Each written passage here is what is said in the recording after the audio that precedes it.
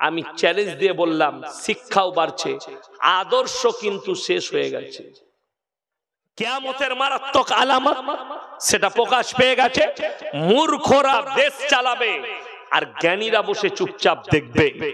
এমন একটা যুগ এসছে, এই যুগে আমার বাপ দাদু যারা বসে আছেন, বাপের বয়সী, চাচার বয়সী, তারা শুনে যান, এমন একটা যুগ ছিল তখন লোক আমাদের এই বাপ চাচারা ছোটবেলায় নিজেদের বেলায় যৌবন বয়সে এরা মিথ্যা কথা বলতে ভয় খেত পাপ হবে বলে, আর এখন লোক সত্য কথা বলতে ভয় খাচ্ছে কেউ কলারটা টিপে ধরবে বলে। সত্য বিলুপ্ত হয়ে যাবে, মিথ্যা প্রকাশ পাবে। হিটলারের একটা বাণী, এমন করে কমকে মানুষকে মিথ্যা কথা বলো সে যেন সত্য মানতে বাধ্য হয়ে যায়, এটা হিটলারের বাণী। তার কথা যারা অবলম্বন করেছে তারা রাজত্ব তো পেয়েছে, কিন্তু আল্লাহ তাদেরকে ধ্বংস করেছে। যারা শক্তি প্রয়োগ করতে চাইছে, যারা নিজের শক্তির নামাইশ দেখাচ্ছে, তাদেরকে বলছি শোনো, শক্তির অহংকার করো না, জ্ঞানের অহংকার করো না, তোমার বলের অহংকার করো না, তোমার চেয়ারের অহংকার করো না। কেন? পৃথিবীতে ফেরাউনের থেকে বলবান শক্তিধারী নেতা কেউ আসেনি। কোরআনে ফেরাউনের কথা আছে। ফেরাউন মিশরের মাটিতে দাঁড়িয়ে বলল, আলা রাব্বুকুমুল আলা, আমি সবথেকে শক্তিশালী, আমি তোমাদের রব। আল্লাহ তার অস্তিত্বকে মিটিয়ে দিলেন। আজ ফেরাউন নেই। নমরুদ বলেছিল আমার কাছে এমন শক্তি আছে, ইব্রাহিম নবীকে বললে তোমাকে আগুনে জ্বালিয়ে ছারখার করব। আল্লাহ নমুনা দিলেন, কুলনা ইয়া নারু কুনি বারদান ওয়া সালামান আলা ইব্রাহিম, আগুন তুমি ক্ষান্ত হও, আমার ইব্রাহিমের একটা পশমকে তুমি জ্বালাতে পারবে না। জালিম বাদশা, অত্যাচারী বাদশা মাজলুমের উপরে জুলুম করেছে, আল্লাহ তাদেরকে নিস্তের নাবুদ করে দিয়েছে। কতগুলো দেশের পৃথিবীর ইতিহাসে কত দামি দামি ফেরাউনের থেকে শক্তিশালী, ফেরাউনের কাছে দুটো শক্তি ছিল, এক হচ্ছে সামরিক শক্তি আর এক হচ্ছে শারীরিক শক্তি, দুটোই ছিল ফেরাউনের কাছে। বর্তমানে ওইরকম শক্তিশালী নেতা পৃথিবীতে নেই। আল্লাহ, ফেরাউন আছে না শেষ, তার রাজত্ব আছে না শেষ, সবকিছু শেষ। ওই জন্য মাথায় রাখবেন, হাওয়া বাকি থাকবে, লেকিন আপনারা যারা আছেন সবাই নিভিয়ে যাবেন। আমরা নিভাবো না, আমাদেরকে নিভিয়ে যেতে হবে। ওই জন্যে যে নিজের শক্তি দেখাচ্ছেন, চেয়ারের শক্তি, পাওয়ার, আল্লাহর কসম করে বলছি, যদি পাওয়ার দেখতে হয় আমার আল্লাহ রাব্বুল আলামিনের পাওয়ার দেখো, তুমি বুঝতে পারবে তুমি সৃষ্টি, তুমি কতটা নিকৃষ্ট। যারা পাওয়ার দেখাতে চেয়েছিল, যে সে পাওয়ার নয়। এই গ্রামে যদি 50টা হাতি ঢুকিয়ে দেওয়া হয়, খ্যাপা হাতি, তারা যদি তাণ্ডব চালায়, এই ঘরগুলো তছনছ করবে না? করবে না? কথা বলেন। বাঁকুড়া ডিস্ট্রিক্টে জঙ্গলে লেখা আছে, বিনপুর জঙ্গল। আমি যখন ঝাড়গ্রামে জলসা করতে যাই, একটা আছে, প্রায় 65 কিলোমিটার জঙ্গল আছে, বাঁকুড়া থেকে বিনপুর পর্যন্ত জঙ্গলটা। জঙ্গলের মধ্যেখানে বোর্ড আছে, সরকারি বোর্ড দিয়ে আছে, হাতি হইতে সাবধান, হাতি হতে সাবধান। একটা বর্ধমানে আদিবাসীদের ছেলে, আমার আজ থেকে 10 বছর আগে আমি ওই জঙ্গলে বেলিয়াতোড়ে জলসায় গিয়েছিলাম। তো আসছিলাম জঙ্গল, তো একটা হাতি তাড়া করেছে। তো ছেলেটা আদিবাসীদের ছেলে ছিল, গাড়ি চালাচ্ছিল। আমার এত পাকা ড্রাইভার ছিল, গাড়িটা স্পিডে ঘুরিয়ে রোডের ওপরে আমাদেরকে পালিয়ে আসতে হয়েছিল। হাতির তাণ্ডব, আল্লাহর কসম করে বলছি, কোরআনকে খুলেন, আলাম তারা কাইফা ফাআলা রাব্বুকা বিআসহাবিল ফিল। হে নবী, আপনি কি দেখেননি? আবরাহা বাদশা হস্তি বাহিনী নিয়ে কাবা ঘর ধ্বংস করতে এসেছিল, কাবা ঘরকে গুড়িয়ে দেওয়া হবে। আমি আল্লাহ তাদের উপরে পাথর নিক্ষেপ করিনি, মিসাইল পাঠাইনি, তাইরান আবাবিল, একটা ছোট্ট পাখিকে হুকুম দিলাম, হে পাখি ঝাঁক, তোমরা যাও আর মুখে করে ছোট ছোট কাকড় নিয়ে আসমান থেকে নিক্ষেপ করো। আমি তার এতটা রেঞ্জ তৈরি করেছি, কাবা ঘরে পৌঁছানোর আগে ওই হাতির বাহিনীকে আমি ধুলিস্যাৎ করে মাটির সাথে শুইয়ে দিয়েছি। জোরে বলুন সুবহানাল্লাহ। এরপরে পৃথিবীতে কে কি পাওয়ার দেখাচ্ছে জানি না, যে যেরকমই পাওয়ার দেখা শক্তি একদিন বিনাশ হবে। পৃথিবীর যতগুলো ধর্মের মানুষ আছে একে অপরের ধর্মকে অস্বীকার করবে, একে অপরকে গালি দেবে, কিন্তু মাথায় রাখবেন আল্লাহর কসম, মৃত্যুকে কেউ অস্বীকার করতে পারবে পারবে না। কোন ধর্মের মানুষ অস্বীকার করতে পারবে না, মৃত্যু অনিবার্য। কোরআনও বলেছে, সব ধর্মের শাস্ত্রে আছে, মৃত্যু আপনার একদিন হবেই, আপনাকে মরতেই হবে। আমার ভাই অনুরোধ করে বলছি, মুসলিমদের উচিত কোরআন এবং রাসূল সাল্লাল্লাহু আলাইহি সাল্লামের আদর্শের উপরে আমল করা। আমি এক্ষুনি হুগলি ডিস্ট্রিক্টে বলে এলাম, হে আমার মুসলমান ভাই, ইসলামের ব্যাপারে আপনি এতটা অবগত হন, দ্বীনি শিক্ষা এই জন্য অর্জন করবেন। আপনি দ্বীনি শিক্ষা অর্জন করলে আপনার দ্বারা কারুর ক্ষতি হবে না। রাসূলের হাদিস, তোমরা মুমিন ততক্ষণ হতে পারবে না যতক্ষণ পর্যন্ত তোমার কাছ থেকে তোমার প্রতিবেশী সুরক্ষিত নয়। আপনার প্রতিবেশীকে আপনার কাছ থেকে সুরক্ষা পেতে হবে। আমার বন্ধুগণ, আমার ভাই, চলুন, কোরআনে আছে, ওয়ালা তাসুব্বুল্লাযীনা ইয়াদউনা মিন দুনিল্লাহ ফায়াসুব্বুল্লাহা আদওয়াম বিগাইরি ইলম। হে আমার নবী, তুমি বলে দাও, তোমরা তাদেরকে, তাদের দেবদেবীকে গালি দিও না যারা আল্লাহ ছাড়া অপরের উপাসনা করে। তাদের ধর্মকে গালি দিও না, তাদের দেবদেবীকে গালি দিও না। সে তোমার আল্লাহকে গালি দিলে তোমার ক্ষতি হবে। এটা ইসলাম, এটা কোরআনে আল্লাহর হুকুম। তোমরা কারুর ধর্মকে গালি দিও না, কারুর দেবদেবীকে গালি দিও না। ওয়ালা তাসুব্বুল্লাযীনা ইয়াদউনা মিন দুনিল্লাহ ফায়াসুব্বুল্লাহা আদওয়াম বিগাইরি ইলম। আল্লাহর নবী ছিলেন দয়ার নবী, বিশ্ব নবী। যেদিনে মক্কা বিজয় করেছেন, আপনি ইসলামটাকে জানুন, আপনার প্রতিবেশী ভাইকে ইসলামটা শিখান। রাসূল সাল্লাল্লাহু আলাইহি সাল্লামের হাদিস, তোমরা মুমিন ততদিন হতে পারবে না যতক্ষণ পর্যন্ত তোমার কাছ থেকে তোমার প্রতিবেশী সুরক্ষিত।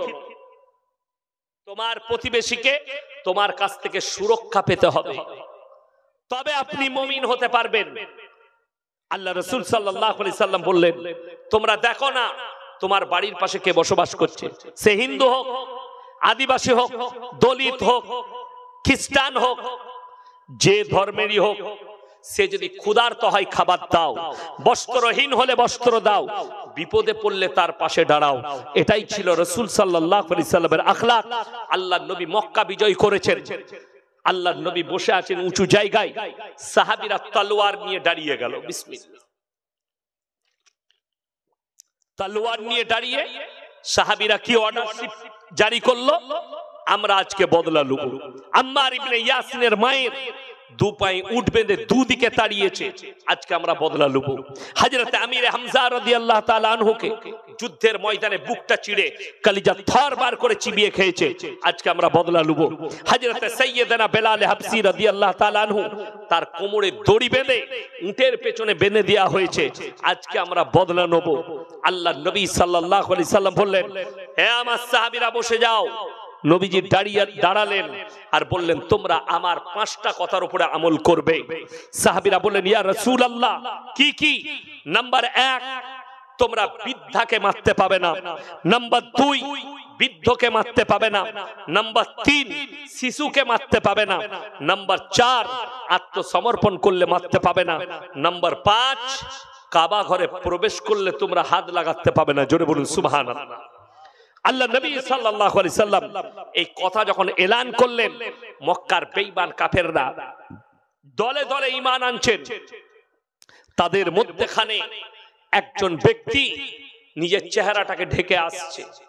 যারা হজ করতে গেছেন, হাজী সাহেব আছেন, তেনারা নিশ্চয়ই দেখেছেন উহুদের প্রান্তরে লোহার ব্যারিকেড দিয়ে ঘেরা আছে 70 জন সাহাবীর কবর।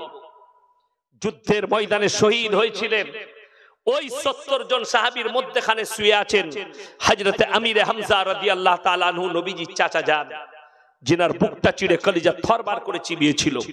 আল্লাহর নবী উঠে দাঁড়িয়ে গেলেন আর আওয়াজ দিলেন, হে হিন্দা, চেহারা লুকাবার কোনো দরকার নেই, আমি বুঝতে পেরেছি তুমি হিন্দা।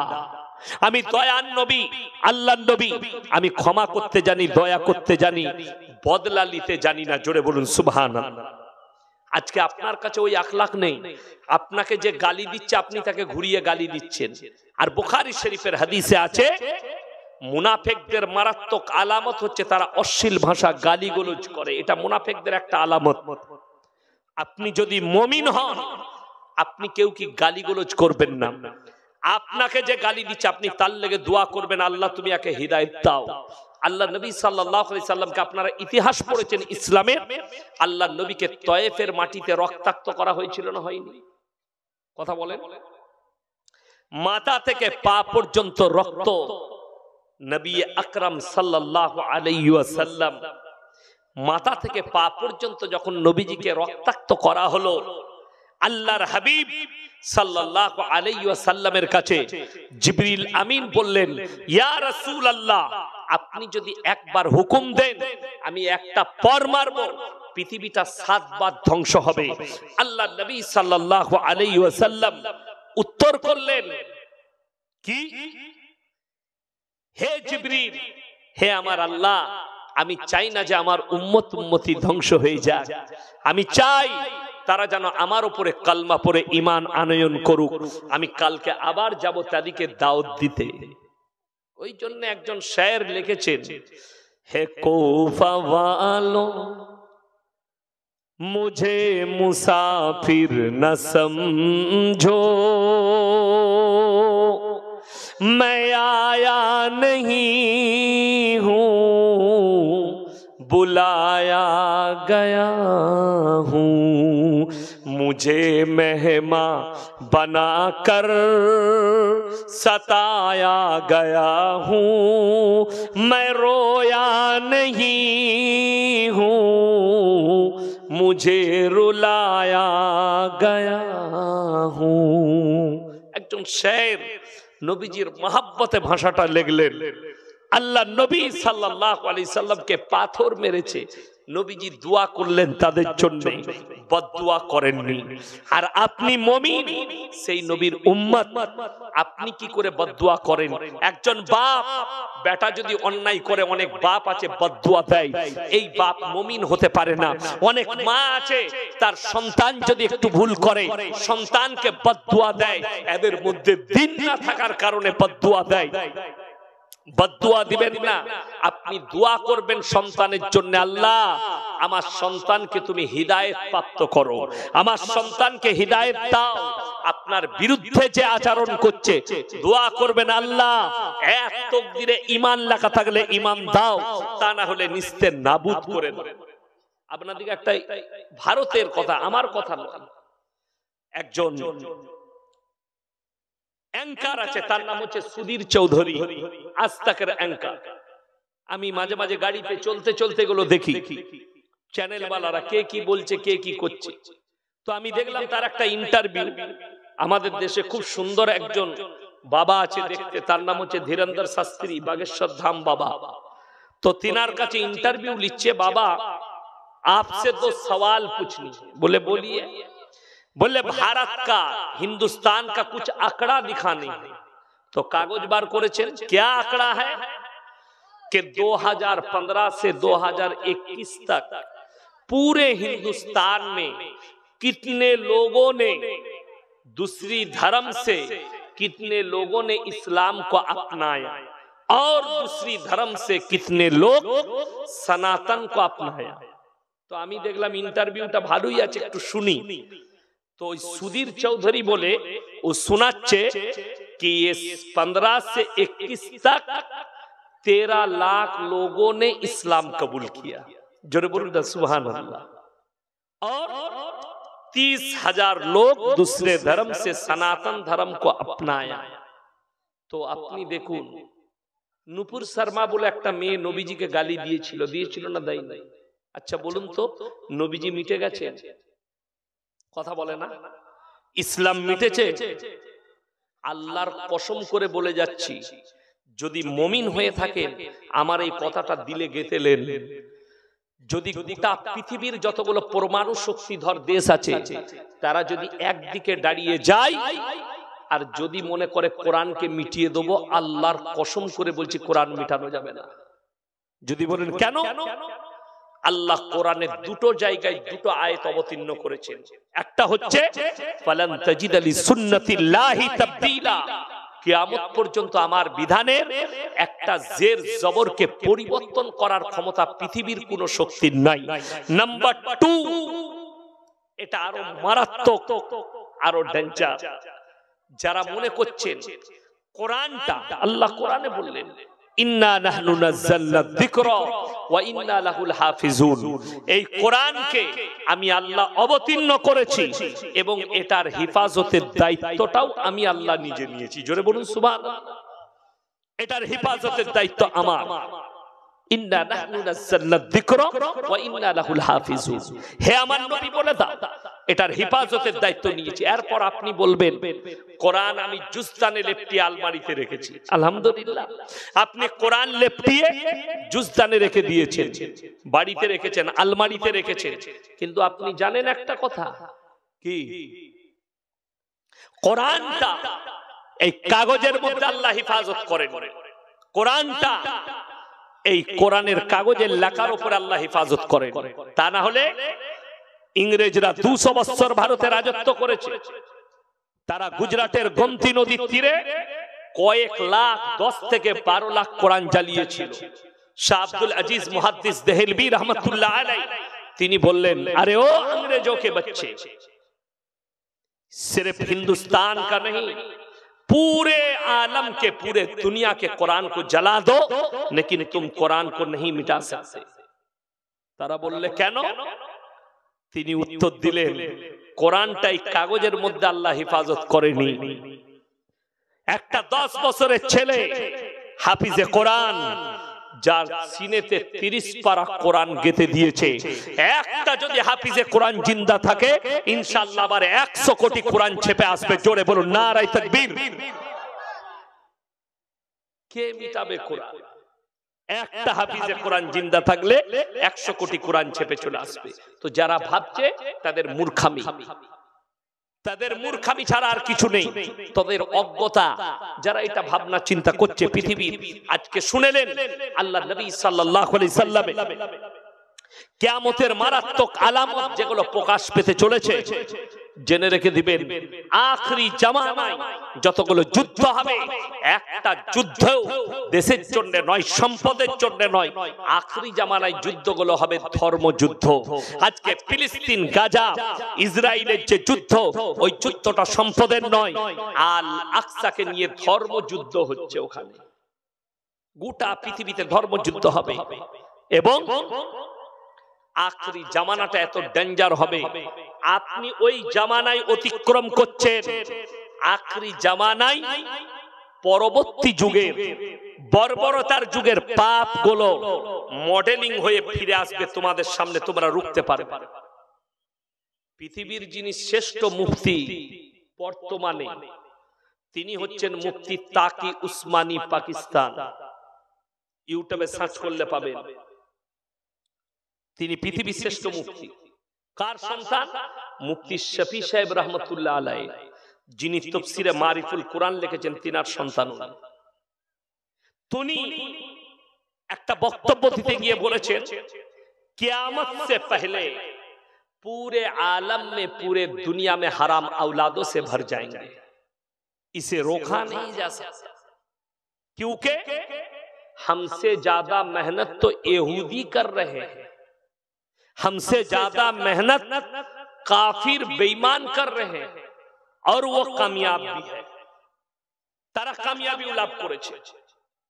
তা না হলে কামিয়াবি না লাভ করলে ঈদের খুশিতে কখনো গান বাজানো যায়, ডান্স করা যায়?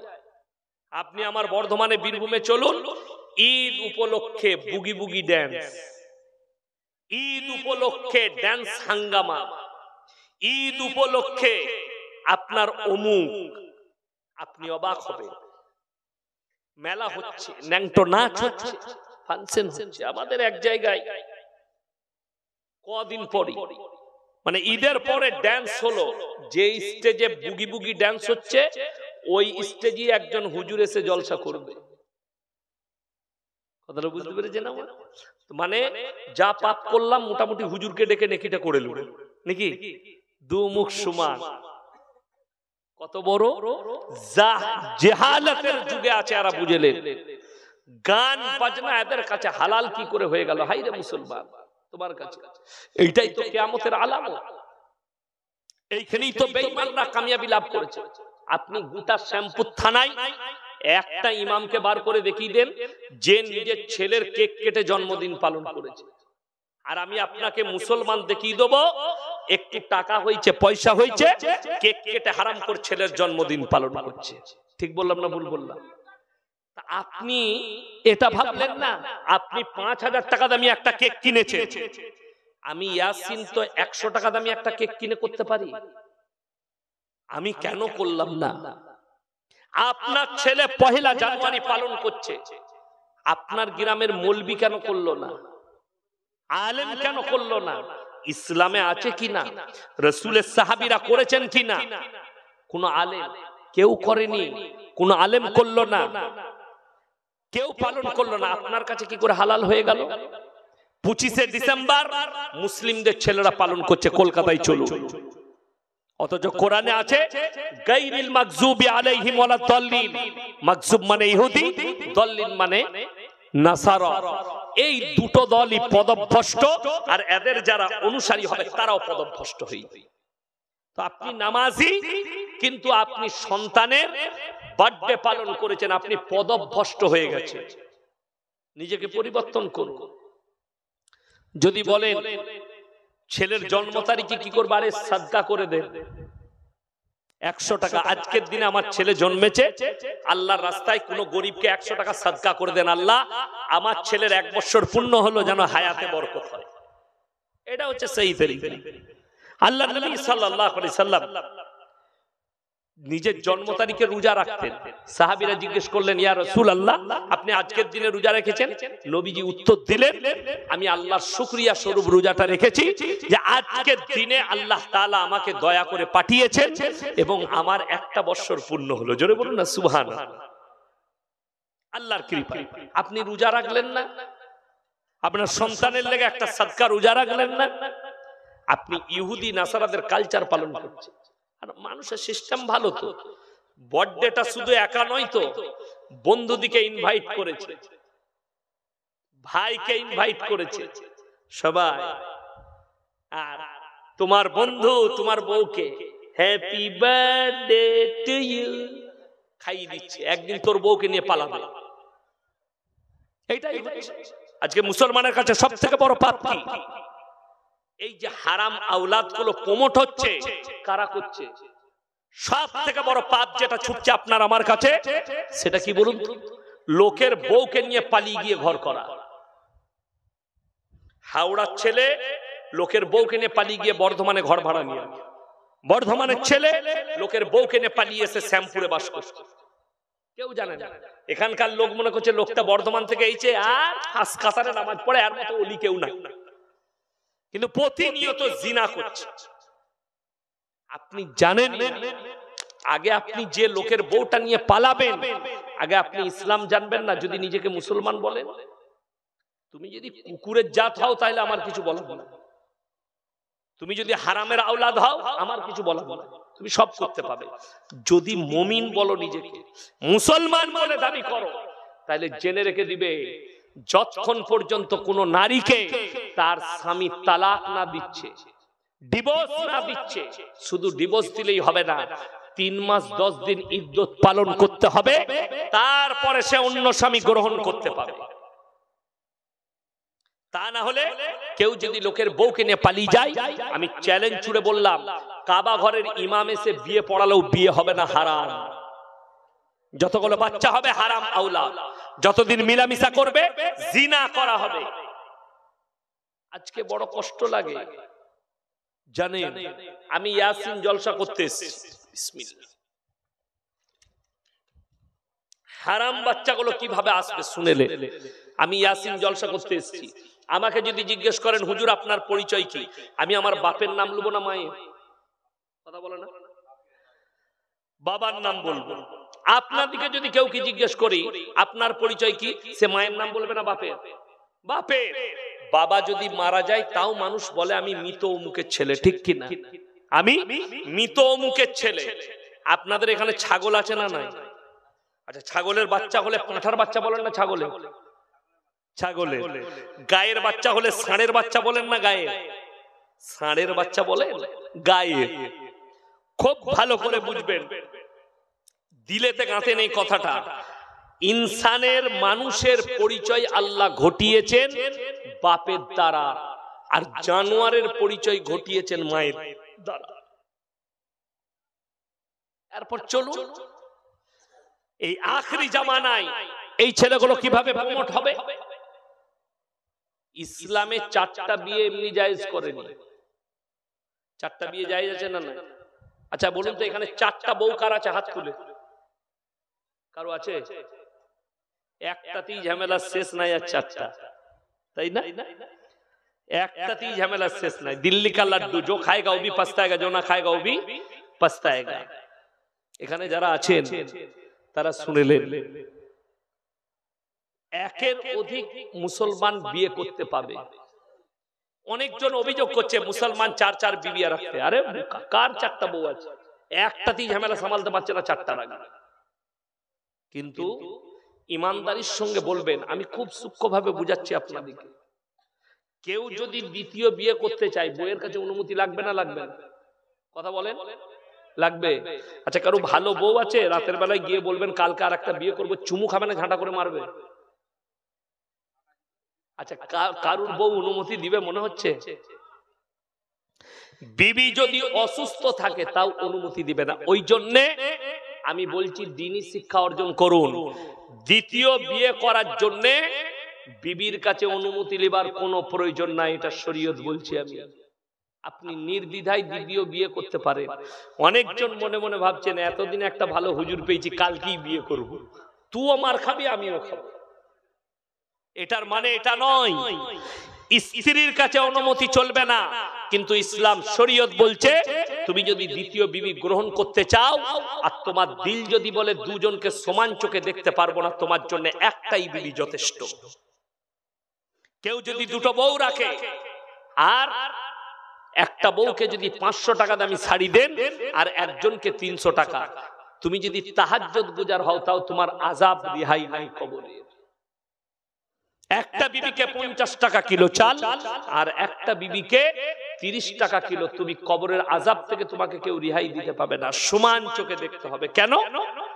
আমার নবী, বিশ্ব নবী জনাবে মুহাম্মদুর রাসূলুল্লাহ, সকলে বলুন সাল্লাল্লাহু আলাইহি ওয়াসাল্লাম, নিজের হুজরাখানায় বসে আছেন। 9 জন বিবি একসাথে হাজির। ইয়া রাসূলুল্লাহ, আমাদের 9 জন বিবির মধ্যে আপনি কাকে সবথেকে বেশি ভালোবাসেন? প্রশ্নটা কঠিন না সহজ? 9 জন বিবি পাহাড়ের মতো কঠিন, কিন্তু আল্লাহর নবীর কাছে পানির মতো সহজ। নবীজি বললেন, হে আমার বিবিরা, তোমরা কালকে ফজরের নামাজের পরে আমার হুজরাখানায় আসবে, আমি উত্তর দিয়ে দেবো। সব বিবিরা চলে গেলেন। আল্লাহর হাবিব সাল্লাল্লাহু আলাইহি সাল্লাম এশার নামাজ পড়ে প্রথমেই মা আয়েশার ঘরে গেছেন। আয়েশা হাতটা পাতো, হাত পেতেছে। নবীজি সাল্লাল্লাহু আলাইহি সাল্লাম পকেট থেকে একটা খেজুর বার করলেন, হাতেতে দিলেন, বলে এটা তুমি খাও, আর বুকে জড়িয়ে কপালে একটা চুম্বন দিলেন আর বললেন, আয়েশা, আমি তোমাকে সবথেকে বেশি ভালোবাসি।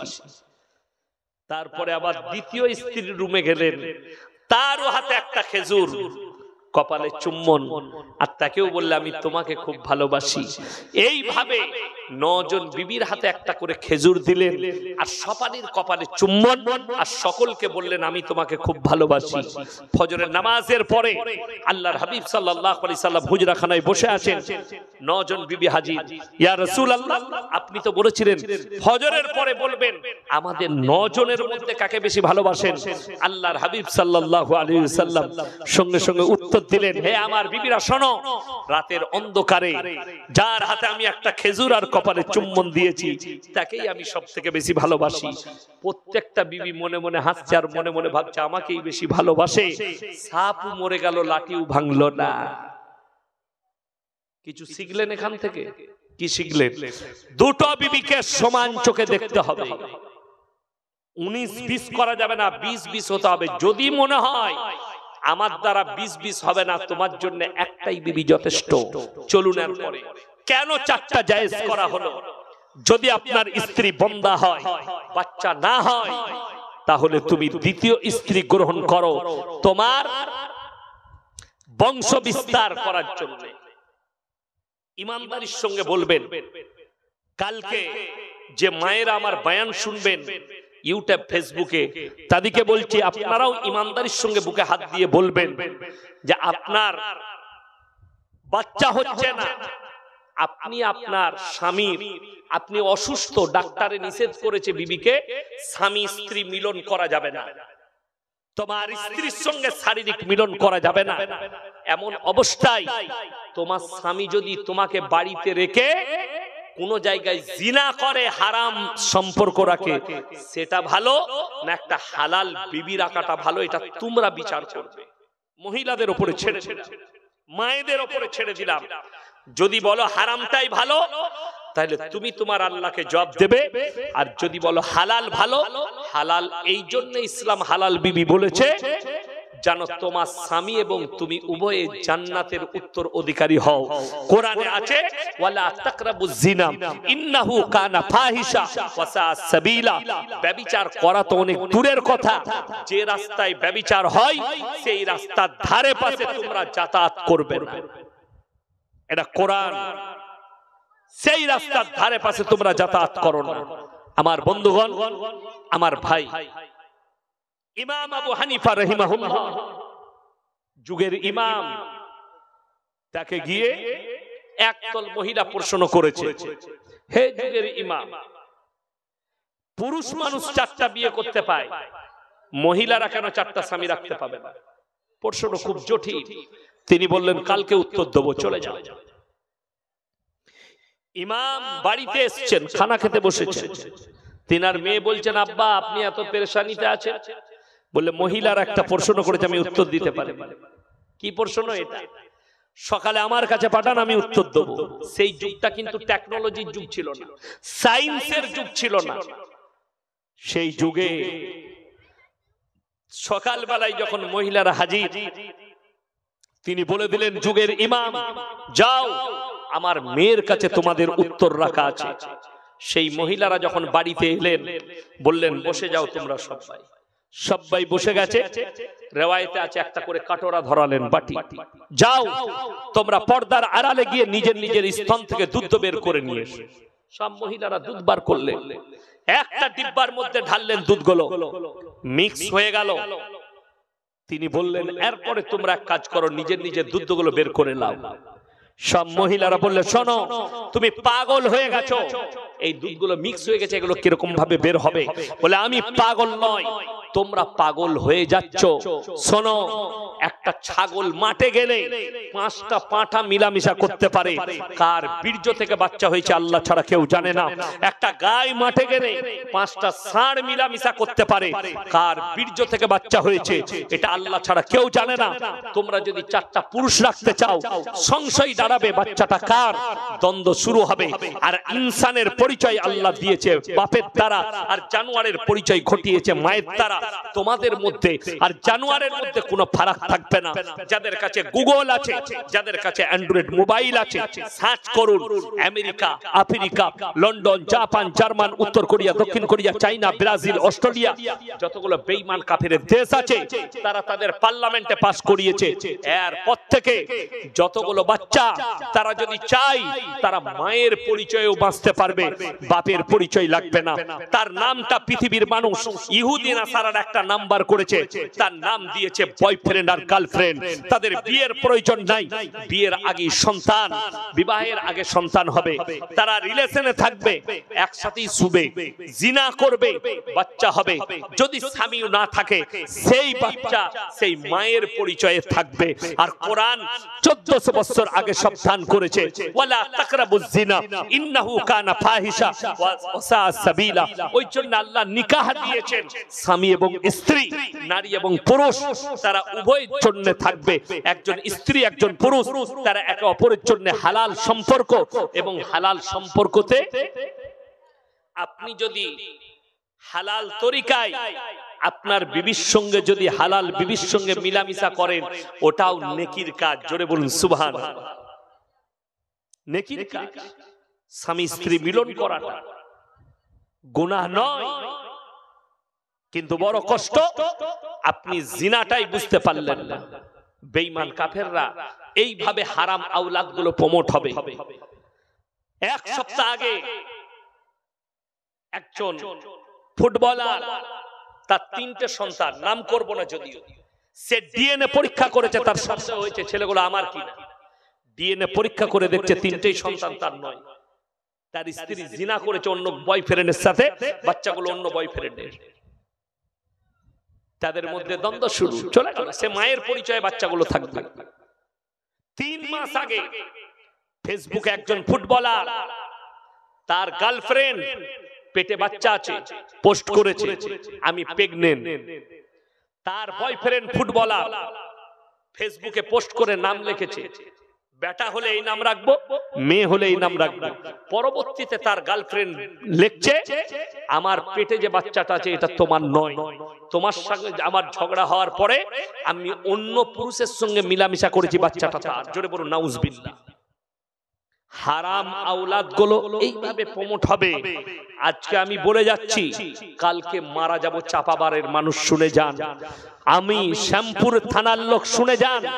আমাকে মোবাইলেই দেখতে পাবেন, শুনতে পাবেন, ইয়াসিন ভাই আর নেই, কিন্তু আমার কথাটা লাকিরের মতো ভাসবে। আগামীতে মুসলিম সমাজেও হারাম আওলাদে ভরে যাবে, এই হিন্দুস্তানের মাটিতেও হারাম আওলাদে ভরে যাবে। রুখতে পারবেন না।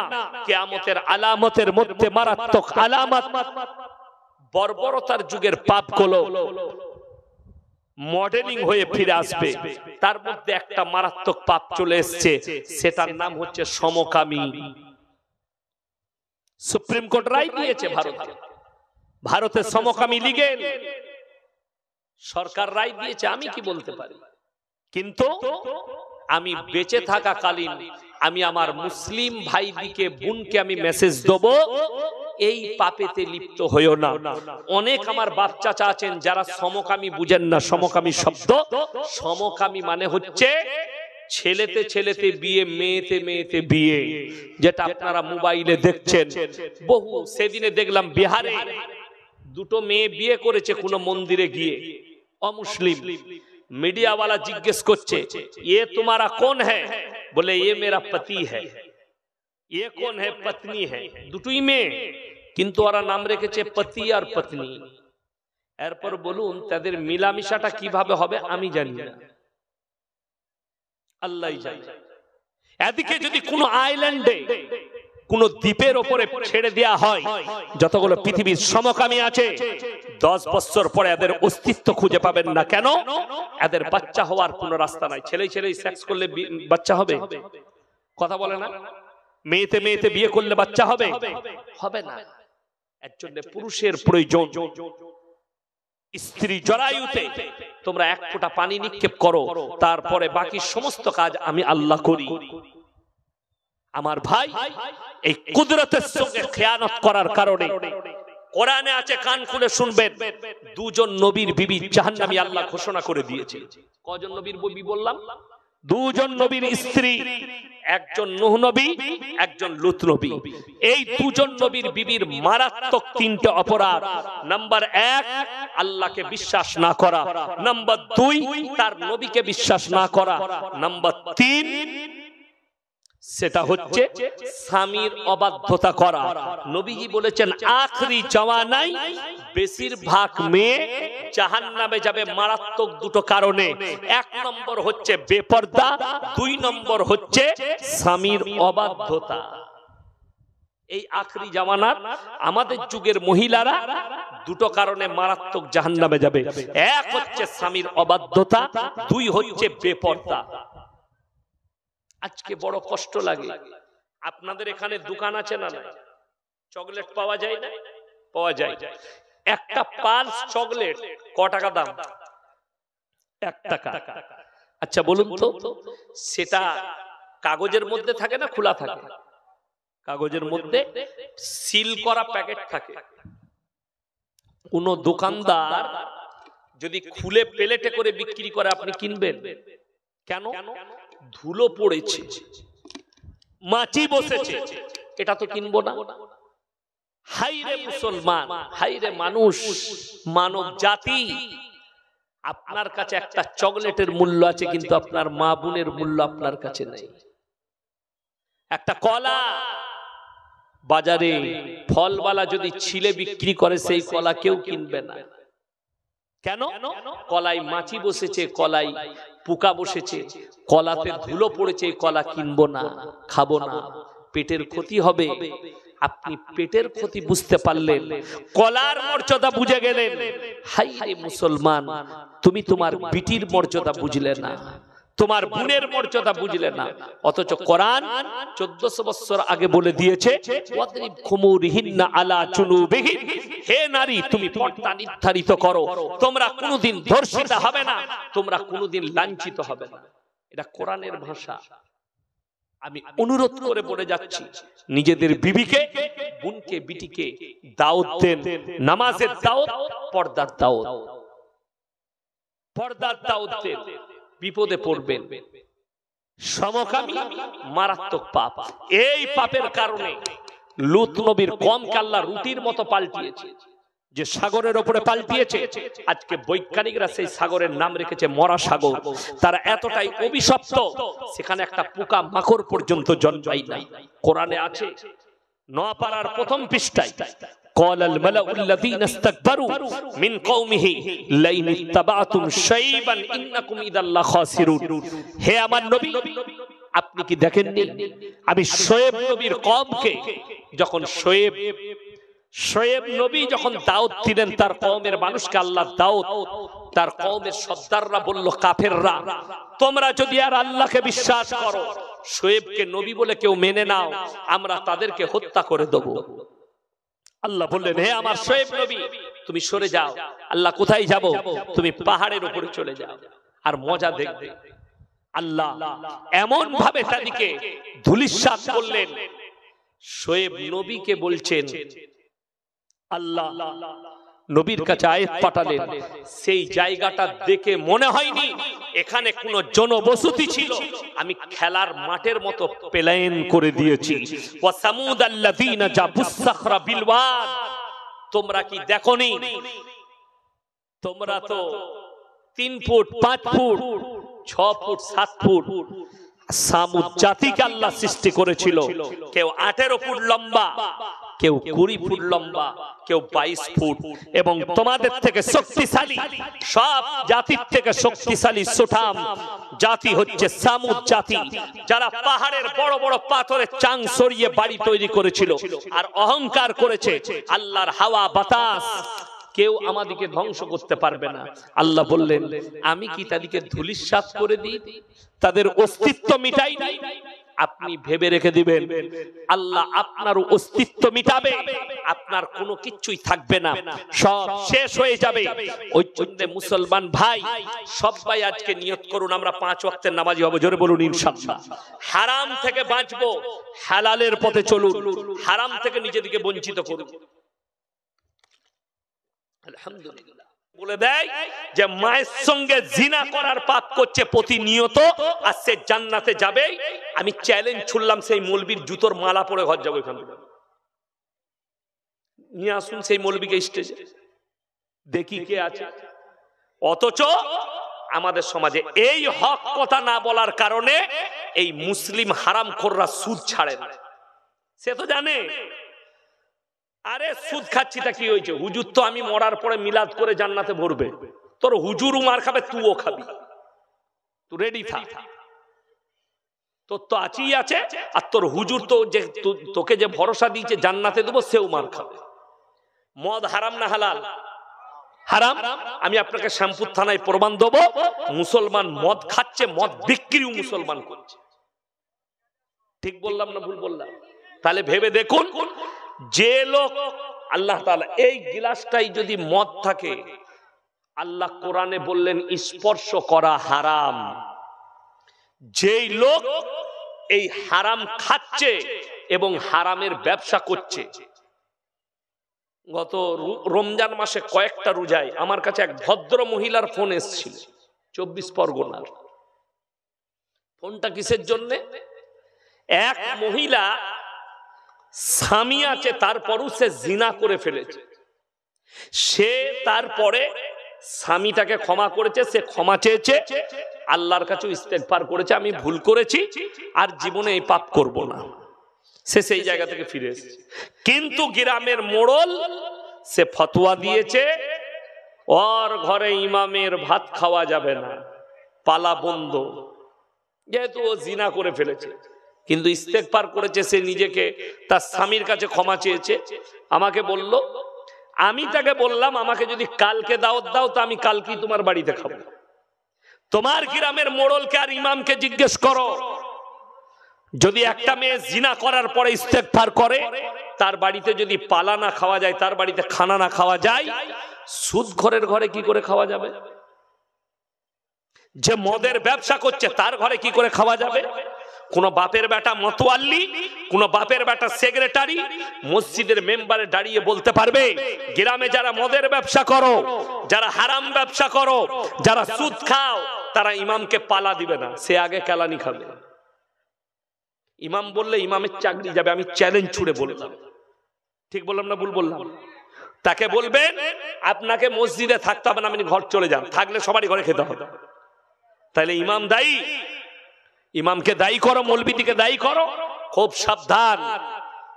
ওই জন্যে আমি নসিহত করতে এসেছি কোনো অমুসলিম ভাইকে নয়, আপনাকে। আপনি দাওয়াত দিয়েছেন, ইসলামিক জলসা করেছেন, আপনাকে আগে সুজা হতে হবে। আপনি রাসূলের আখলাকে চলুন, ইনশাআল্লাহ আপনার কাছে কোনো বিপদ আসবে না। আল্লাহ কোরআনে বলেছে মুসলমান যখন দিন থেকে সরে যাবে, আল্লাহ রাস্তা থেকে সরে যাবে, আমি তাদের কাছে জালিম আর অত্যাচারী বাদশা পাঠিয়ে বদলালু।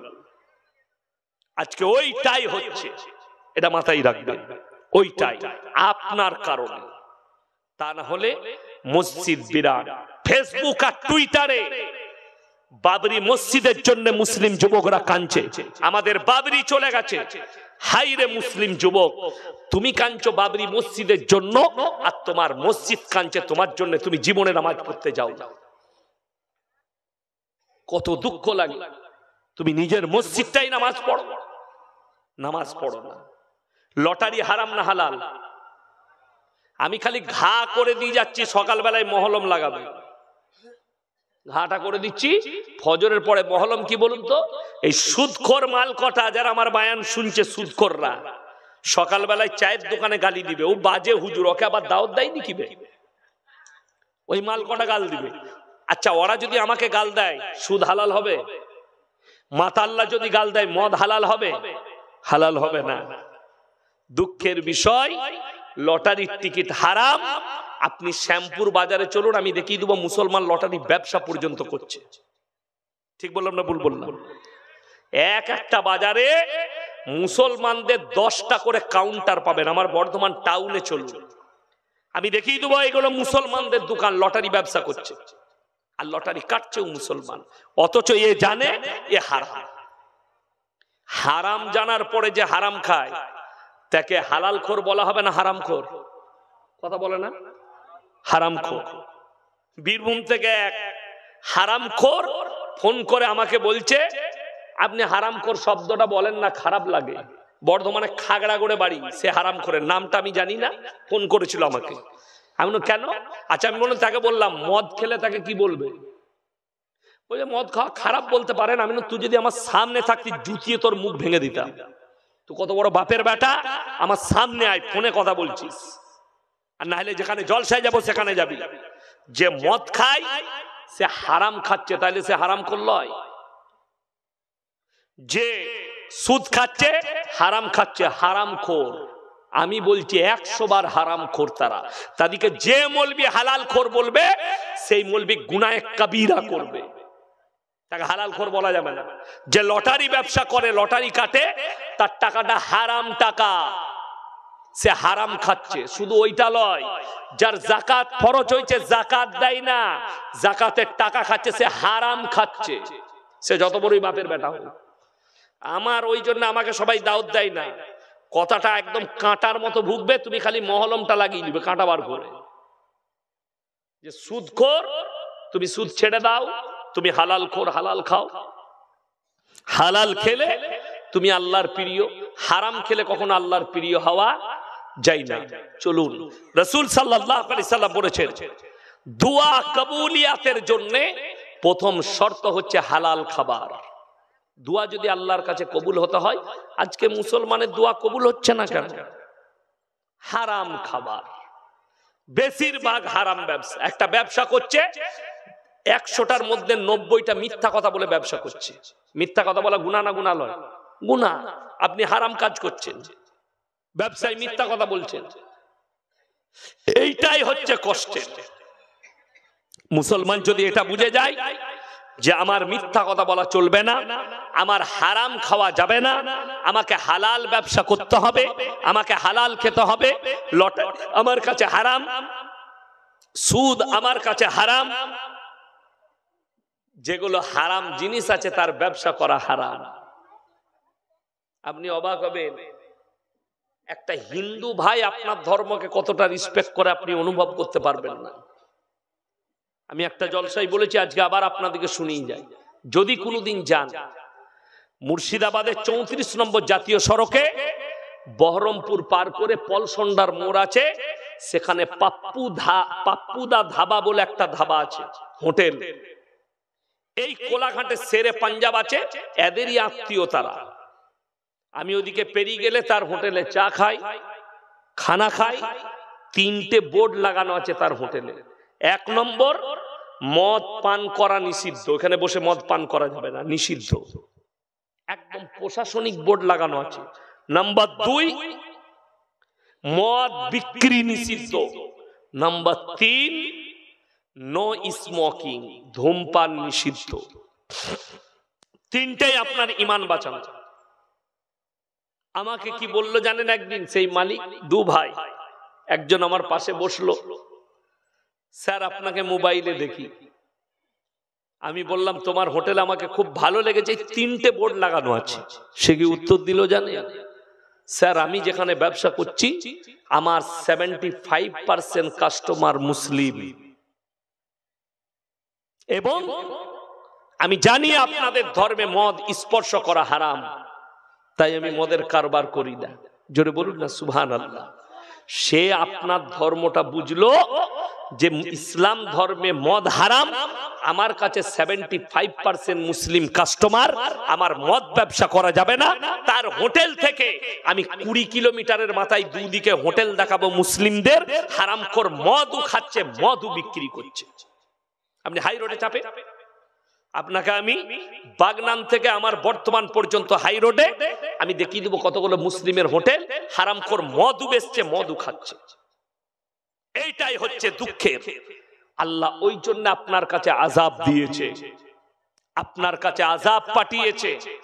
আপনি সাবধান হন, আল্লাহকে ভয় করুন। 5 ওয়াক্তের নামাজ ফরজ। যে জাতি ফরজ জানার পরে নিজেকে মুসলিম বলে আল্লাহর হুকুমকে অমান্য করে, তার কাছে আযাব আসবে না? কার কাছে আযাব আসবে? মায়ানমারে আং সান সুকি সরকার বুলডোজার চালিয়েছিল রোহিঙ্গাদের ওপরে, এমনি চালাইনি। আমার উস্তাদে মুহতারাম দারুল দেওবন্দের উস্তাদ হযরত মাওলানা মুফতি ইউসুফ সাহেব তাউলি, তিনি প্রায় মায়ানমারে সফর করেন, বাংলাদেশ, মায়ানমার, থাইল্যান্ড। তো আমি জিজ্ঞেস করেছিলাম, হযরত আপ তো মায়ানমার जाते रहते हैं, वहां का हालत कैसा है? उन्नी बोलेছিলেন भाई वो रोहिंगा मुसलमान जो थे वो नमाज नहीं पढ़ते थे, मस्जिद तो है लेकिन अल्लाह बोलने वाला कोई नहीं। उनका जो चलना फिरना उठना बैठना ये तो एक जंगली की तरह है, अल्लाह को नहीं पहचानते थे, इसीलिए अल्लाह ने अजाब भेजा। মাথায় রাখবেন, মুসলমান যেদিন আল্লাহকে ভুলে যাবে তাদেরকে ইন্তজার করতে হবে আল্লাহর আযাবের জন্য। আল্লাহর আযাব যে কোনো হালতে আসতে পারে আপনার কাছে। অত্যাচারী বাদশা কিংবা ভূমিকম্প কিংবা ঝড় কিংবা তুফান কিংবা বন্যা কিংবা অভাব, আল্লাহর যতগুলো আযাব আছে তার মধ্যে ভয়ঙ্কর আযাব হচ্ছে অভাব। মায়ানমারের ওই রোহিঙ্গা দিকে জিজ্ঞেস করো, যারা বাংলাদেশে এসে আশ্রয় নিয়েছিল, তারা অবাক হবেন শুনলে। বোরকা পরে মহিলা ইন্টারভিউ দিচ্ছে মিডিয়ার কাছে, আমরা অভাবে পেটের জন্য দেহ ব্যবসা পর্যন্ত করেছি। পেট কি জিনিস আল্লাহ দিয়েছেন। দুনিয়াতে যতক্ষণ আছে, এখানে যতগুলো মানুষ আমরা বসে আছি আর যারা নেই, যতগুলো জানদার আছে, আল্লাহর কসম কেউ আপনি আমি নিজের ইচ্ছায় বেঁচে নেই, সবাই আল্লাহর দয়ায় আর আল্লাহর ইচ্ছায় বেঁচে আছে। এটা আপনাকে মাথায় রাখতে হবে। একটা সেকেন্ড পৃথিবীর কোন রাজা, বাদশা, নেতা, শক্তিশালী কারোর ক্ষমতা নাই একটা সেকেন্ড নিজের ইচ্ছায় বেঁচে থাকে। আমার আল্লাহর ইচ্ছায় বেঁচে আছে। আল্লাহ তার প্রমাণ দিয়েছে। আল্লাহ আপনাকে ধ্বংস করতে চাইলে আল্লাহর কাছে সেকেন্ড সময় লাগবে। 30 সেকেন্ডের ভূমিকম্প মায়ানমারে কতটা ক্ষতি করেছে পৃথিবীর বিশেষজ্ঞরা বলছে 394টা পরমাণুর যে শক্তি, যে ক্ষতি, সেই ক্ষতি 30 সেকেন্ডের ভূমিকম্পে আল্লাহ করে দিয়েছে। 30 সেকেন্ডের ভূমিকম্প। আপনি কি ভাবছেন আপনার কাছে আসবে না? আপনার কাছেও আসবে। ইয়া আইয়ুহান নাসু তাকু রাব্বাকুম ইন্না জালজালাতাশ শাআতি শাইউন আযীম। হে আমার নবী, আমি কিয়ামতের পূর্বে জালজালা মানে হচ্ছে ভূমিকম্প, পৃথিবীটা তাছনাছ করে দেব। ইয়াউমা তারাউনাহা তাযহালু কুল্লু মুরদিয়াতিন আম্মা ওয়ারদাত ওয়া তাদা কুল্লু দাতিন হামলিন হামলাহা ওয়া তারান নাসা সুকারা ওয়া মা হুম বিসুকারা ওয়ালাকিন আযাবাল্লাহি শাদীদ। হে আমার নবী, বলে দাও সেদিনের অবস্থা কি হবে, তাদেরকে শুনিয়ে দাও তোমার উম্মত উম্মতিকে। আল্লাহ রাসূলের চোখে পানি এসছে। আমি ভূমিকম্পতে তখন তাছনাছ করব, তখন দুধ পিলানে वाली মা বাচ্চাকে বিছানায় দুধ দেবে, বাচ্চা বিছানায় পড়ে থাকবে, মা রাস্তায় রাস্তায় ছুটবে। গর্ভধারিণী মা 1 মাসের বাচ্চা থাক আর 3 মাসের থাক আর 5 মাসের থাক, তুমি দেখতে পাবে তারা সঙ্গে সঙ্গে আল্লাহর আযাবের ভয়ে তারা সঙ্গে সঙ্গে বাচ্চা প্রসব করে ফেলবে। ভয়, তাদের বাচ্চা প্রসব হয়ে যাবে আল্লাহর আযাবের ভয়ে, ওই ভূমিকম্পের ভয়ে তাছনাছ করে দিবে। আমার বন্ধুগণ, আমার ভাই, সবাই হাত তুলে বলুন আজ থেকে নামাজ কাজা কেউ করব না। জোরে বলুন ইনশাআল্লাহ। নামাজ কম্পালসারি আপনি পড়ুন, আপনার পরিবার, আপনার সন্তান, এদেরকে নামাজের দাওয়াত দেন। খালি পরকালের চিন্তা করে, মরণের পরে চিন্তা করে। কিয়ামতের আলামতগুলো আসতে শুরু হয়ে গেছে। আপনি কি মনে করছেন কিয়ামত দূরে? না, একটা দিন, আজকে তারিখটা পেরিয়ে গেল, 5 তারিখ 6 তারিখ হয়ে গেছে, একদিন কমে গেছে। কিয়ামতের দুনিয়ার হায়াত একদিন কমে গেল, আপনার হায়াত একদিন কমে গেছে। মারাত্মক আলামতের মধ্যে কিয়ামতের ছোট ছোট আলামতগুলো আসতে শুরু করে দিয়েছে, প্রকাশ পেয়ে গেছে। তার মধ্যে 1 নম্বর আলামত, আল্লাহর ঘর মসজিদের ভেতরে দুনিয়াদারির কথা হতে শুরু হবে। এখন হচ্ছে না, হয়নি, আলামত প্রকাশ পেয়ে গেছে। নাম্বার 2, নারীরা এমন পোশাক পরবে, পোশাক পরার পরও তাদেরকে উলঙ্গ মনে হবে, ন্যাংটো, তারা উলঙ্গ থাকবে। নাম্বার 3, পুরুষরা নারীদের রূপ ধারণ করবে, নারীরা পুরুষের রূপ ধারণ করবে। এখন পৃথিবীতে যেটা রমরমা শুরু হয়েছে সেটা হচ্ছে লিঙ্গ পরিবর্তন। লিঙ্গ, গত বছরে জাপানের একটা ছেলের কুকুর হয়েছে, 25 কোটি টাকা খরচ করে কুকুর হয়েছে। কুকুর, আপনারা হাসছেন, বাস্তব বলছি, মোবাইল খুললেই পাবেন, গুগল খুলেন সার্চ করুন, পেয়ে যাবে। কুকুর হয়েছে সে। ভারতের একজন আর্টিস্ট আছে, নাম করব না, ডাইরেক্টর, সে নারী থেকে পুরুষ হয়েছে,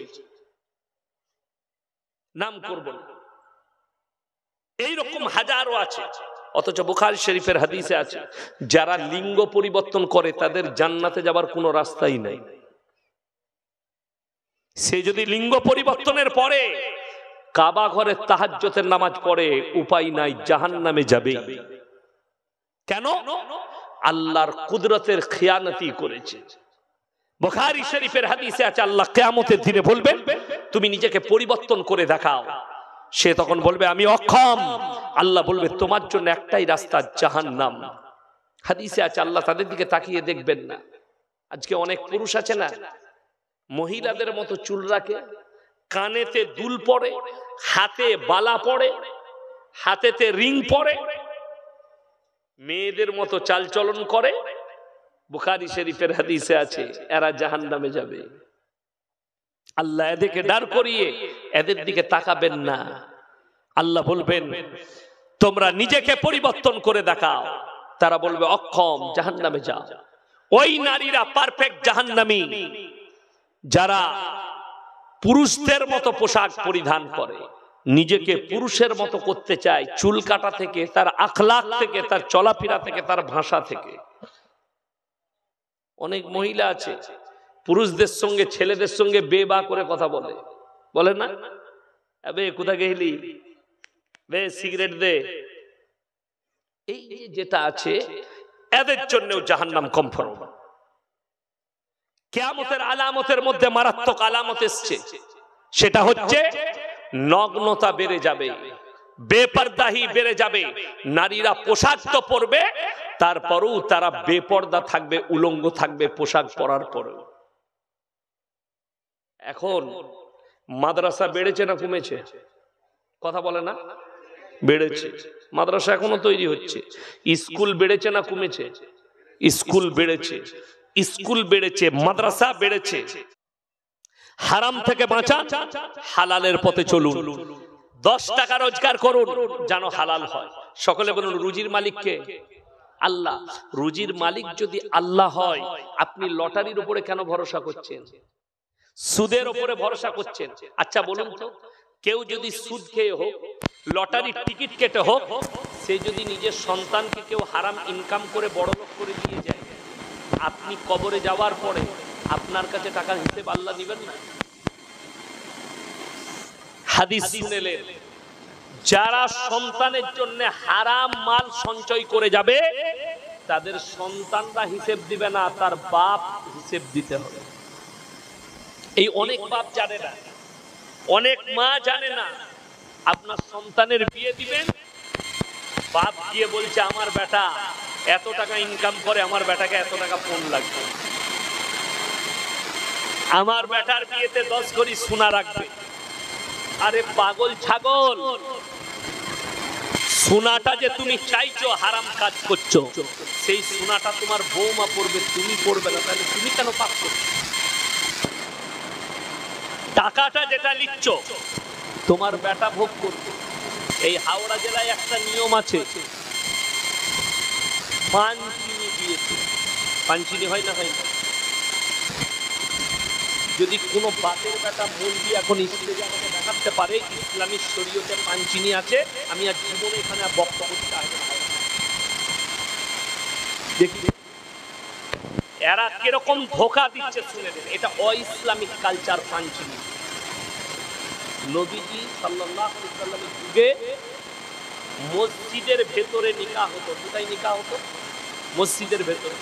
আর এখন পাঞ্চিনি আগে হচ্ছে, 3 মাস পরে বিয়ে, এবং এর মধ্যেখানে 3টে মাস ছেলে মেয়ে দেখা করছে, ছেলে মেয়ে কথা বলছে, নিকাহ পড়ানো হয় নাই, হারাম।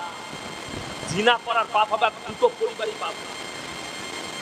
যদি এত শখ হয়, বলছে বেটার বিয়েতে 1 টাকা দেবো না, কিন্তু পাঞ্চিনিতে 300 লোক এনে মেয়ের বাপের পিজ মেরে দিল। ঠিক বললাম না, ভুল বললাম? তাইলে তুমি মানে নাকটা এরকম করে ধরবো না, এরকম করে ঘুরিয়ে ধরবো। নাক আমি ধরবো, তো তুমি যেমন নাক ধরতে জানো, আল্লাহ তোমাকে কবরে ওইভাবে ধরবে। আল্লাহ মনের খবর জানে না, জানে না? ইন্নাল্লাহা লা ইয়াখফা আলাইহি শাইউন ফিল আরদি ওয়ালা ফিস সামা। আসমান আর জমিনের মধ্যে যা কিছু আছে, কোনো কিছু আমার আল্লাহর কাছে গোপন নেই। তোমরা অন্তরে কথা বলো, আমি আল্লাহ শুনতে পাই। তোমাকে কে বললো পাঞ্চিনিতে 300 লোক আনতে হবে? সুন্নত তরিকা 10টা লোক নিয়ে আসুন, নিকাহ পড়ানো হলো, বউ নিয়ে চলে যান, ওলিমা করবেন আপনার ওয়াকাত মোতাবিক। আপনার যদি খাওয়াবার পয়সা না থাকে 1 কিলো খেজুর কিনে গ্রামের মুসল্লিদিকে খাইয়ে দেন, ওলিমা হয়ে গেল। যদি মনে হয় বিরিয়ানি খাওয়াতে পারবো, বিরিয়ানি খাইয়ে দেন, এটা ছেলের বাপ করবে। ওলিমা খাওয়ানো সুন্নত। আমি যেখানে জলসা ছিল ওখানে বললে হুজুর ওলিমা করা সুন্নত লয়, আমি বললাম নামাজের সুন্নত গুলো পড়ো। কত বড় দুঃখ, নামাজের সুন্নত পড়বে না কিন্তু ওলিমাটা বলছে ওলিমা করা সুন্নত, খেতে পাবে, পেট ভরবে, ওই জন্য ওই সুন্নতটা ছাড়বে না, কিন্তু নামাজের সুন্নত হারাম করে ধরবে। এইটাই হচ্ছে কষ্টকর। আচ্ছা, কেউ যদি ওলিমা না খাওয়াতে পারে গুনাহ কবিরা হবে? একটা মুরগি বলুক তো যে গুনাহ হবে ওলিমা না খাওয়াতে পারলে? তোমার ওয়াকাত নেই, খাওয়া নেই, একটা বিস্কুট পানি খাই দিবেন, ওলিমা হয়ে গেল। যারা মেয়ের বাড়ি থেকে আসবে যা খাওয়াবেন ওলিমা হয়ে গেল। আমাদের এখানে তো বিরিয়ানি চলে, বোম্বেতে কি খাওয়াই জানেন? ডাল চাওয়াল। কি বললাম? ডাল গোশ আর পোলাও।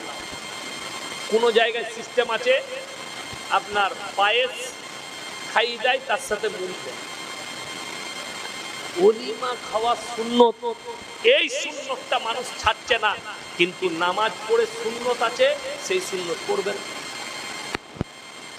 যেমন নামাজ 5 ওয়াক্তের ফরজ, এইটা আপনি জেনে গেছেন ভালো করে, কিন্তু যাকাত দেওয়া ফরজ, এইটা আর মানবেন। আল্লাহ যতবার নামাজের কথা বলেছেন, যাকাতের কথা বলেছেন, কিন্তু যাকাতটা মানবেন। এইটাই হচ্ছে প্রবলেম। আমি অনুরোধ করে বলে যাচ্ছি, হারাম কাজ থেকে নিজেদেরকে সরিয়ে নিয়ে আসুন। 10 টাকা রেখে যান, হালাল, কবরের শান্তি পাবে। রুজির মালিক আল্লাহ, এটা যদি জানতে হয় কলকাতায় চলে যান, উলুবেড়িয়া সঞ্জীবনী হসপিটালে যান, কলকাতা বাংলায় যান, পিজিতে যান, মুম্বাইয়ের আপনার টাটা মেমোরিয়ালে যান, লীলাবতীতে যান। কোটি কোটি টাকার মালিক খেতে পায় না, গলায় নল ভরা আছে, এই পাইপ দিয়ে লিকুইড খাবার যাচ্ছে। ঠিক বললাম না ভুল বললাম? তাইলে তোমার টাকা কি? টাকাতে রুজি পাওয়া যায় না। যদি এটাও বিশ্বাস না হয়, সকালবেলায় ফজর পড়ে আমার গাড়িতে চলুন, উলুবেড়িয়ায় ছেড়ে দেবো। উলুবেড়িয়ায় দেখবেন 100টা বড় লোক আন্ডার প্যান্ট পরে ছুটছে। কি সুগার? ডাক্তারে বলেছে ছুটবি সকালবেলায় 3 কিলোমিটার, আন্ডার প্যান্ট পুরো খালি গায়ে। কি হলো রে? সুগার বেড়ে গেছে 450। কি খাবো স্যার? বলে বিনা চিনির লাল চা খাবি। বলে একটা দেশি মুরগির ডিম সিদ্ধ, বলে ছুটে পাবি না। কি খাবো? বলে সাদা চিড়ে ভাজা খাবি, নাহলে ক্রিম কেক আর বিস্কুট, ফুটপাত, আর কিছু খেতে পারবে। আর একটা গরিব মানুষ সকালবেলায় উঠে কি খাবে? পেঁয়াজ, মুড়ি, পকোড়া আর ডিম আর লুচি আর পরোটা আর মাংস, যা খাবে। আল্লাহ রুজি মেপেছে। রুজির মালিক আল্লাহ। কোটি টাকা থাকবে আল্লাহ খেতে দিবে না, 1000 কোটি থাকবে খেতে দিবে না, কিচ্ছু নাই, আল্লাহ রুজি মাপবে। যদি বলেন দেখতে চাই আল্লাহ কেমন রুজি মাপে, বৈজ্ঞানিক দিকে জিজ্ঞেস করে লাও। একটা সমুদ্রের তলে একটা তিমি মাছ 24 ঘন্টায় 100 কুইন্টাল খাবার খায়, 10 টন। কে রুজি দান করে? জঙ্গলের একটা হাতি 24 ঘন্টায় 1 টন খাবার খায়, 10 কুইন্টাল। কে রুজি দান করে?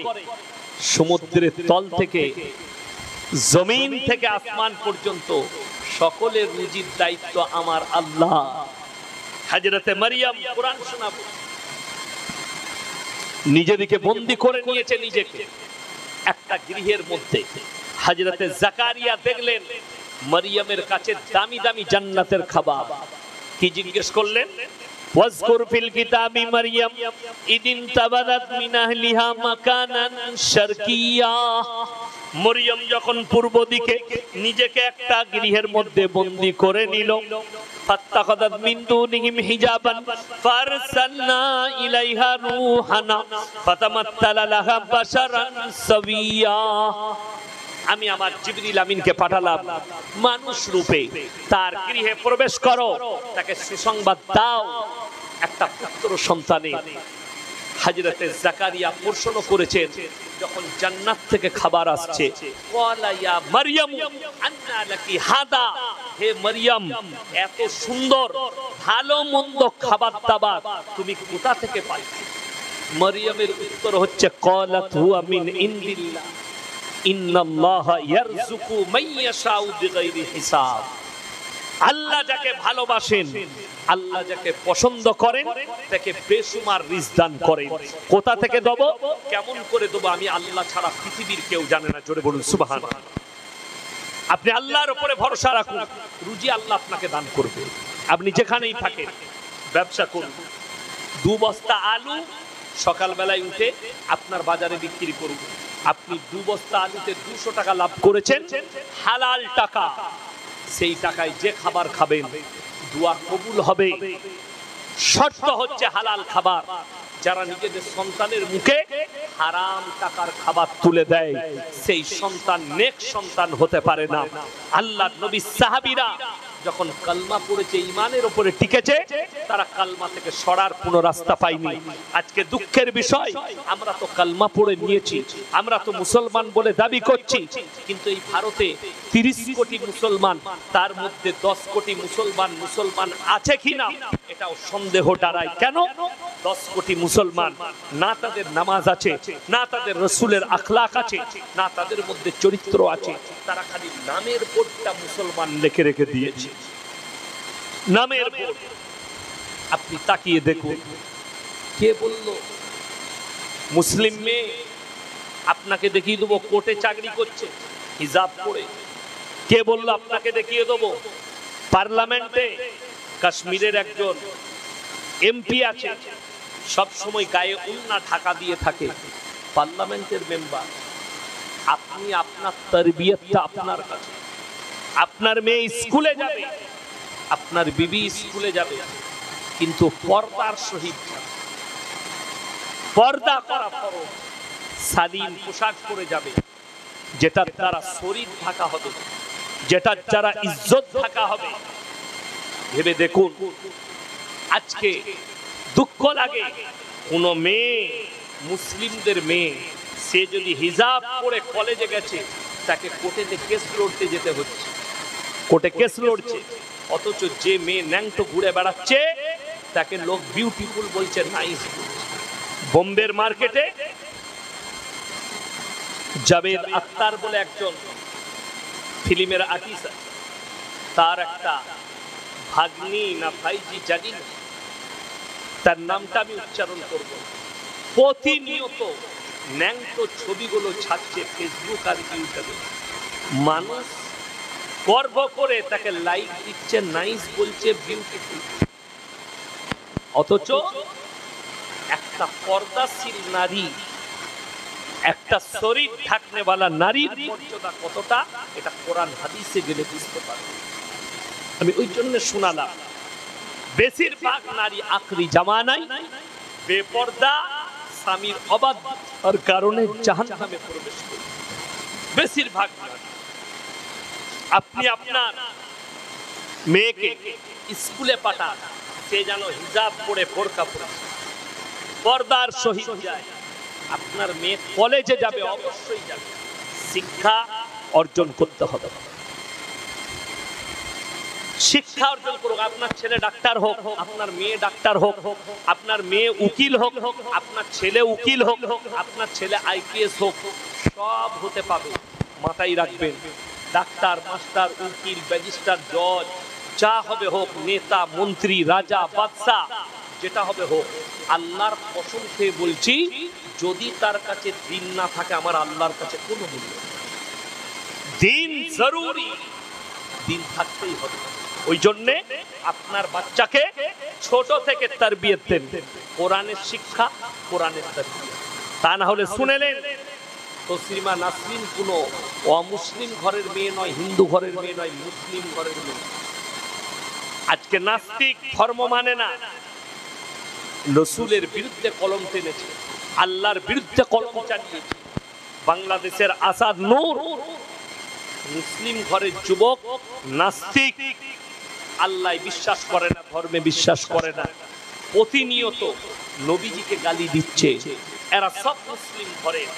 জাস্টিস ইনায়েতুল্লাহ মুসলিম ঘরে প্রতিনিয়ত ইসলামকে গালি দিচ্ছে। পাকিস্তানের একজন মারা গেল, তার নামটা আমি ভুলে যাচ্ছি। সে বলেছিল কি জানেন? মৃত্যুর আগে বলেছিল ইসলাম হচ্ছে একটা পঙ্গু ধর্ম। জোরে বলুন নাউজুবিল্লাহ। পঙ্গু ধর্ম। আল্লাহ তাকে পঙ্গু করে মৃত্যু দান করলেন, তার একটা পা চলে গেছে, মৃত্যু এইভাবে দান করলেন। আমার ভাই, মৃত্যু অনিবার্য। নাস্তিকরাও জানে। আপনার মধ্যে আল্লাহর ভয় নিয়ে আসুন, ভীত নিয়ে আসুন। আমি কালকে মরে গেলে কি হবে এই চিন্তা করুন। কেন? একটা মানুষ কেউ গ্যারান্টি দিতে পারবেন না যে আমি কাল পর্যন্ত বেঁচে থাকবো। একটা মানুষ বলতে পারবেন না এই যে জলসা শেষ হচ্ছে, জলসা শেষ হওয়ার পরে ফজরের নামাজের পরে আমি বেঁচে থাকবো। একটা মানুষ গ্যারান্টি দিতে পারবেন। হায়াত আর মত আল্লাহর হাতে। তাহলে মানুষ হচ্ছে একটা কাঠপুতলি। আল্লাহ যতক্ষণ আপনার মধ্যে রূহটা রেখেছে ততক্ষণ। নাহলে কোরআনে বলেছেন ওয়ান্নাজিয়াতি গরক, আমি কসম খাচ্ছি ওই ফেরেশতার আমি হুকুম দিলে দ্রুত গতিতে, গরক মানে ডুব মারা, তোমার শরীরে ডুব মেরে তোমাদের আত্মাকে হরণ করে নিয়ে আসে। ওয়ান্নাশিতাতি নাশত, আর আমি কসম খাচ্ছি ওই ফেরেশতার যখন তোমাদেরকে কবরে শোয়ানো হয় আমার ফেরেশতারা পৌঁছায় এবং তোমাদের বাঁধনগুলো খুলে দেয়। আপনার উপায় এই দুনিয়াতে যে শরীরটা দেখছেন আপনার আমার, এগুলো সব নকল। কি শরীর বললাম? নকল। মরে যাবেন, পচে যাবেন। এই 1 নম্বর প্ল্যাটফর্মে আছি আমরা। 2 নম্বর প্ল্যাটফর্ম যেটা হচ্ছে সেটা কবর, রুহের আযাব হবে। আল্লাহ 3 নম্বর প্ল্যাটফর্মে দাঁড় করাবেন, সেটা হবে কিয়ামতের ময়দান। আর কিয়ামতের ময়দানটা শ্যামপুর নয়, কিয়ামতের ময়দান হবে আল আকসার ময়দানটাই হবে কিয়ামতের ময়দান। ওই ফিলিস্তিনের ময়দানটাই হবে কিয়ামতের ময়দান। আল্লাহ গোটা পৃথিবীর মানুষকে ওই জায়গায় জড়ো করবেন, ফিলিস্তিনের ময়দানই জড়ো করবেন। আর ময়দানটা হবে ওই জায়গাটাই। ওই জায়গাতেই আল্লাহ তাআলা হযরতে ঈসা মাসিহ দাজ্জালকে হত্যা করবেন। ওখানে একটা টেম্পল আছে, সেই টেম্পলের নিচে হত্যা করবেন। কে? হযরতে ঈসা মাসিহ। আল্লাহ নামাবেন দামেস্কের মসজিদে আসরের নামাজে কিয়ামতের পূর্বে। এখনো বড় আলামতগুলো বাকি আছে, তাই নামাজ পড়ুন, আল্লাহকে মনে করুন, জিকির আজকার করুন, আর পরকালের চিন্তা নেন। মরণের পরে জিন্দেগিটা কি হবে এই জায়গাটা আপনি ভাবুন। আর আমি লাস্টে অনুরোধ করব, দেখুন আমরা জানি সকলে গোটা ভারতবর্ষে আগামীকাল আমাদের দেশের হিন্দু ভাইদের একটা পরব আছে, রামনবমী। সবাই নিজের নিজের ধর্ম পালন করার অধিকার রাখে ভারতে। তাই আপনাদেরকে অনুরোধ করব, আপনারা কেউ বিনা কারণে বাড়ি থেকে বের হবেন না। যুবক থেকে বেশি করে বলছি, যারা বাইক নিয়ে দাপাদাপি করো, আপনি বাড়িতে থাকুন, খানা খান, ঘুমান, নামাজ পড়ুন। আর আপনাকে বলে দিই, আপনাকে কে কি বলছে, আপনার বিরুদ্ধে কে কি বলছে, আপনাকে আবার স্মরণ করে দিই, নূপুর শর্মা নবীজিকে গালি দিয়েছে, নবীজির এতটুকু ক্ষতি হয়। ঠিক বললাম না ভুল বললাম? আজকের দিনের নয়, যেদিন থেকে নবীজি দাওয়াত শুরু করেছেন সেই দিন থেকে বেঈমান কাফেররা গালি দিচ্ছে, দিচ্ছে না? তাই কোনো ক্ষতি হয়েছে? এতগুলো নাস্তিক, তসলিমা নাসরিন এত লেখা লিখেছে নবীজির বিরুদ্ধে, কোনো ক্ষতি হয়নি, বরঞ্চ তার ক্ষতি হয়েছে। সে নিজের দেশে থাকতে পায়, এখন পালিয়ে এসে ভারতে বাস করছে। এর থেকে দুঃখ আর কি হতে পারে? এর থেকে বেদনার কি হতে পারে? ওই জন্যে যে আপনার আল্লাহকে গালি দিবে সে নিজের ক্ষতি করবে, যে আপনার মসজিদকে গালি দিবে নিজের ক্ষতি করবে। শান্তি বজায় রাখুন, মিল মোহাম্মত, প্রেম, প্রীতি, ভালোবাসা, ভাতৃত্ব রাখুন। কে আপনাকে কি বলছে দেখা দরকার। আমি গুজরাট থেকে একবার সফর করছিলাম মুম্বাই, ডবল ডেকার একটা গাড়ি আছে, 2 তলা ট্রেন। আগে হাওড়া থেকে ধানবাদ একটা ছিল, বন্ধ হয়ে গেছে, বর্ধমানের ওপর। এখন বোম্বে থেকে আহমেদাবাদ একটা ট্রেন আছে, ডবল টেকার, মানে দুতলা। ওই ট্রেনটা গোটাই এসি। আমি ওই ট্রেনে একবার মুম্বাই আসছিলাম, বান্দ্রা। তো আমি সিটে বসে আছি, আমার সামনে 2-4টা মহিলা বসেছিল, অমুসলিম মা বোন, আর তার এই দিকটায় কিছু অমুসলিম ভাই বসেছিল। তারা আমার মাথায় টুপি দেখে, দাড়ি দেখে খারাপ খারাপ কমেন্ট করছিল ইসলামের বিরুদ্ধে। আমি কানে হেডফোন লাগালাম আর মক্কার ইমামের কিরাত শুরু করে দিলাম, কোরআনের তেলাওয়াত, আর চোখ বন্ধ করে ঘুমানোর ভান করে কিরাত শুনতে শুনতে চলে এলাম। তাদের একটা কথাও আমার কানে পৌঁছাইনি। আমি যখন বান্দ্রা স্টেশনে নামবো, তারা কোথায় নেমে গেছে আমি তাও বুঝতে পারিনি, ধরে গেছি। আমি যখন বান্দ্রা স্টেশনে নামবো, ওই 2 জন মহিলা আমাকে বললেন, आप बहुत महान हैं, आप लोग महान हैं, इतना कुछ बोला लेकिन आप कान पर क्या लगा दिया और सो गए, ये तो बहुत बड़ी बात है। आमी तरीके बोला, अरे जो गाली देता है वो अपने माँ बहन को गाली देता है, हमें नहीं। हमारा क्या, और कोई किसी धर्म को गाली दे तो उस धर्म को छोटा नहीं कर सकता, छोटा हो जाता। সে গালি দিয়েছে তো আমার, সে নিজের ক্ষতি করছে। আমি খালি দোয়া করেছি, আল্লাহ এদের তকদিরে হিদায়েত রাখা থাকলে হিদায়েত দাও, তা না হলে আজকে নিশ্চিত নাবুদ করে দাও। বলুন আমি, বাস আপনি দোয়া করুন। আল্লাহ যে তোমাকে গালি দিচ্ছে, তোমার রসুলকে গালি দিচ্ছে, আল্লাহ এদের তকদিরে হিদায়েত রাখা থাকলে তুমি হিদায়েত দাও, তা না হলে পৃথিবীর মানচিত্র থেকে মুছে দাও। এই দোয়া করুন, আল্লাহ দোয়াকে কবুল করবে। আমার ভাই হায়াত বাকি, মুলাকাত বাকি। আমি দেরি করে আসার জন্য ক্ষমা করতে, আমি ফেসে গিয়েছিলাম এক জায়গায়, অবরোধ করে দাঁড়িয়ে আছে বাগনানের কাছে, ওখানে ফেসে গিয়েছিলাম। আর আমার বাড়ি যেতে এখন সকাল 6টা-7টা বেজে যাবে, তাই আপনারা আমার জন্য দোয়া করবেন, আমি আপনাদের জন্য দোয়া করি। হায়াত বাকি, মুলাকাত বাকি। সবাই দুরূদ শরীফ পড়ুন। আল্লাহুম্মা সাল্লি আলা মুহাম্মাদিন ওয়া আলা আলি মুহাম্মাদ কামা সাল্লাইতা আলা ইব্রাহিম ওয়া আলা আলি ইব্রাহিম ইন্নাকা হামিদুম মাজিদ। আল্লাহুম্মা বারিক আলা মুহাম্মাদিন ওয়া আলা আলি মুহাম্মাদ কামা বারাকতা আলা ইব্রাহিম ওয়া আলা আলি ইব্রাহিম ইন্নাকা হামিদুম মাজিদ। রব্বানা আতিনা ফিদ দুনিয়া হাসানা ওয়া ফিল আখিরাতি হাসানা ওয়া কিনা আযাবান নার। ربنا لا تزغ قلوبنا بعد إذ هديتنا وهب لنا من لدنك رحمة إنك أنت الوهاب. ربنا اغفر لنا ولإخواننا الذين سبقونا بالإيمان ولا تجعل في قلوبنا غلا للذين آمنوا ربنا إنك رؤوف رحيم. या अल्लाह हमरा गुनाहगार, खताकार, बदकार, सियाकार गुनाहকে মাফ করে দাও, খতাকে দরগুজার করে দাও। ওগো আল্লাহ, আজকের এই মজমায় যে সমস্ত ভাইয়েরা, মায়েরা, বোনেরা আমরা হাত তুলেছি, হাত তোলার পূর্বে পূর্বে বিগত জীবনের সমস্ত সাগীরা কবীরা, জাহিরি বাতিনি, দিনের দিবারে, রাতের অন্ধকারে, জেনে অজেনে সব গুনাহকে তুমি ক্ষমা করে দাও। আমাদের পূর্বপুরুষ যারা চলে গেছে তাদের কবরের দিকে জান্নাতুল ফিরদৌসের দরজা খুলে দাও। ওগো আল্লাহ, আমরা যখন যাব কালমার সঙ্গে খাতমা নসিব করো, কিয়ামতের ময়দানকে আসান করে দিও। তোমার রাসূলের হাতে হাউজে কাউসার তুমি দান করো, পলসে রাতের উপরে বিদ্যুতের গতিতে পার করে দিও। ওগো আল্লাহ, আজকের এই জলসাকে যে ভাইয়েরা মেহনত করে জলসা দিয়েছে, তুমি তাদের সকলের জানে, মালে, ইজ্জতে, কারোবারে, ব্যবসা বাণিজ্যে, রুজি রোজগারে বরকত দাও। ওগো আল্লাহ, হায়াতে বরকত দাও।